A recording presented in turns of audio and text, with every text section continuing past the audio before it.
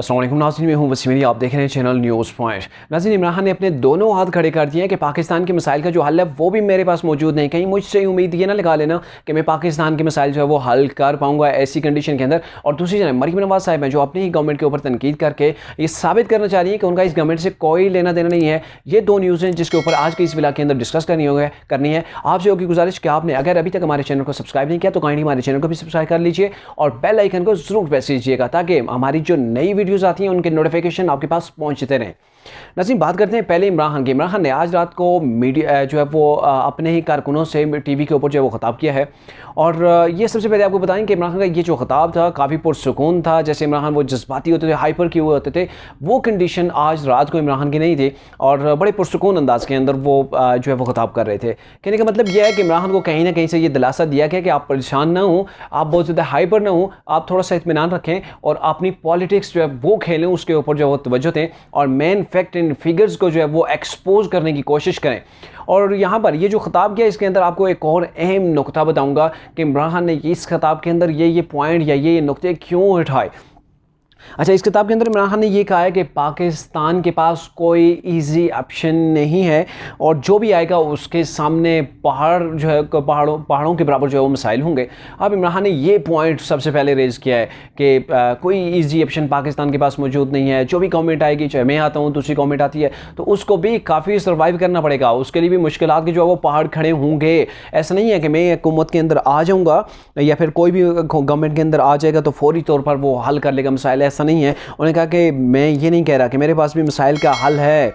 इस मसाइल पाकिस्तान के मसाइल का एक ही हल है कि जब भी कोई नई गवर्नमेंट बने उसके बाद पाकिस्तान के अंदर सियासी स्टेबिलिटी होनी चाहिए। यानी कि सबसे पहला जो उन्होंने पॉइंट बताया कि वो ये होगा कि अगर हमने पाकिस्तान के मसाइल को हल करना है तो उसके लिए हमारे पास सियासी स्टेबिलिटी होनी चाहिए।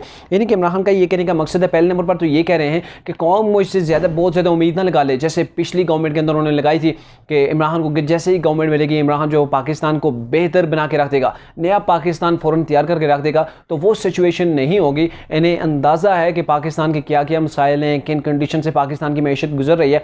और दूसरा अहम पॉइंट जो इमरान खान ने खुद इंप्लीमेंट उसके ऊपर नहीं किया वो ये है कि ये वहाँ पे सियासी इस्तेकाम तो इन्होंने खुद नहीं होने दिया। पहले भी वो 124 दिन के लिए या 130 दिन के लिए वो धरने के अंदर चले गए थे। अब ये तवक्कुर रख रहे हैं कि मुझे नेक्स्ट गवर्नमेंट मिल जाएगी और फिर उसके बाद एक तो अवाम को ये पहले बता दूं कि आपने ये ही नहीं समझना कि इमरान खान फौरी तौर पर पाकिस्तान की ये जो मौजूदा कंडीशन है इसको बेहतर कर पाएगा, और बल्कि आपने इसके ऊपर जो है वो इत्मीनान के साथ जो है वो सब्र के साथ मेरा साथ देना है। दूसरी ये बात है कि वो ये कह रहे हैं कि सियासी इस्तेकाम होना चाहिए। मतलब कोई भी सियासी पार्टी अगर मेरी गवर्नमेंट बन जाती है तो उसके खिलाफ ना निकले। जैसे मैं अभी दे रहा हूँ कि कॉल मैं लॉन्ग मार्च करने निकला हूँ, मैं इस्लामाबाद को बंद कर दूंगा, अभी मैं इस्लामाबाद की जानब निकलने वाला हूँ और ये इस गवर्नमेंट को उठा के बाहर फेंक दूंगा। तो ये चीज़ें ताकि मेरी हुकूमत के खिलाफ कोई ना करे, मैं बेशक करता रहूँ, ये स्टेबिलिटी या पोलिटिकल स्टेबिलिटी इसे कहते हैं जी। इसके अलावा इमरान खान ने कहा कि पाकिस्तान श्रीलंकन पोजीशन की तरफ जा रहा है। इनके पास यानी कि जिससे ये इंपोर्टेड गवर्नमेंट कहते हैं या मौजूदा गवर्नमेंट है, इसके पास कोई भी पाकिस्तान के मसाइल का हल मौजूद नहीं है। वाहिद हल अगर तो है तो वो पाक साफ बिल्कुल शफाफ किस्म के इलेक्शन है, जिसके बाद जो गवर्नमेंट आएगी तो फिर वो जो है वो कुछ ना कुछ बेहतर जो है वो कर सकती है। उन्होंने कहा कि पाकिस्तान को ये जो मसाइल हैं इनका हल उसके लिए हम सबको मिल के बैठना पड़ेगा और ये जो मौजूदा आलात हैं इन हालात के अंदर जो है वो जो है मुल्क के अंदर इस्तेकाम नहीं है, सियासी इस्तेकाम नहीं है, जिसकी वजह से मुल्क की मैशत डूब रही है। और ये इमरान खान वो कह रहे हैं कि जिन्होंने खुद पाकिस्तान की मैशत की बेड़ी के अंदर जो है वो बट्टे डाले हुए हैं, जिन्होंने खुद जो है वो अपने हाथों से इस मैशत को तबाह किया हुआ है, रगड़ा लगाया हुआ है, अपने अरस्तुओं को वज़ीर ख़जाना पाकिस्तान लगाकर जो है वो उनकी आजमाइशी सर्विस करते रहे। उस आजमाइशी सर्विस की वजह से पाकिस्तान इन हालात तक जो है वो पहुंचा भी है।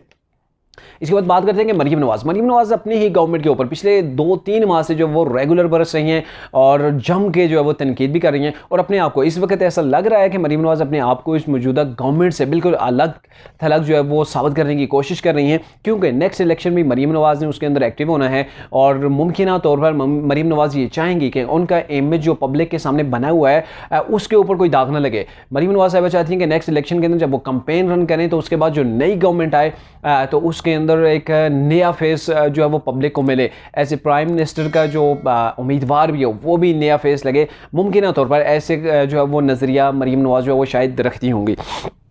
अब मरीम नवाज़ ने कल जब मीडिया से इंटरेक्शन किया, मीडिया टॉक की, तो उसके अंदर उन्होंने कहा जी, वो उनसे जब सहाफ़ी ने पूछा कि आपकी गवर्नमेंट ने 70 वज़रा रख लिए हैं, 70 वज़रा के अंदर जो है वो आप क्या उन्हें खुश करना चाहती हैं, तब आपने इतनी ज़्यादा जो है वो फ़ौज रख ली है। तो उसके ऊपर मरीम नवाज़ ने बात को गोल किया और कहा कि ये मैं पूछ कर बताऊँगी, और साथ में ये भी अपनी गवर्नमेंट के ऊपर तनकीद ऐसे की कि जब भी पेट्रोल का, तेल का या बिजली के रेट जो है वो बढ़ते हैं तो मैं इस इजाफे के साथ खड़ी नहीं होती हूँ, मैं इस इजाफे की जो है वो खिलाफ खड़ी होती हूँ, क्योंकि मेरी सबसे बड़ी जिम्मेदारी जो है वो पब्लिक है, आवाम है। और ये जो गवर्नमेंट फैसले कर रही है, चाहे उसके अंदर महंगाई कर रही है, बिजली के रेट बढ़ा रही है या पेट्रोलियम मसनूआत के रेट बढ़ रहे हैं, तो इसके साथ मैं बिल्कुल भी खड़ी नहीं हूँ, मैं इसे रिजेक्ट करती हूँ। मैं इस हुकूमत से रिक्वेस्ट करती हूँ, साथ ये भी कहा कि मैं इस गवर्नमेंट से जो है वो रिक्वेस्ट करती हूँ कि ये खुदारा इस चीज़ के ऊपर ख्याल करें कि ये बिजली के बिल लोगों की तनख्वाहों से ज़्यादा आ रहे हैं, इतने ज़्यादा बिजली के बिल हैं कि लोग मसाइल के अंदर डूब चुके हैं, तो खुदारा इस चीज़ को जो है वो देखें। मैं ऐसे फैसलों को कभी भी जो है वो सपोर्ट नहीं करूँगी। अच्छा, इसके बाद मरीम नवाज़ ने बड़ा अहम नुक्ता उठाया है, और वो वहाँ से आपको लगेगा कि वाकई में ये जो गवर्नमेंट है और मरीम नवाज़, ये दो अलग अलग फेस आपको नज़र आएंगे। तो मरीम नवाज़ ने कहा है कि जब हुकूमत में हम आ जाते हैं या कोई भी जमात हुकूमत में आ जाती है, तो जो जमात होती है, जो पॉलिटिकल जो पार्टी होती है, उससे सफ़र करना पड़ता है। और मेरे नज़दीक ऐसा हो सके तो जमात और हुकूमती ओहदा इन दोनों को अलग थलग होना चाहिए।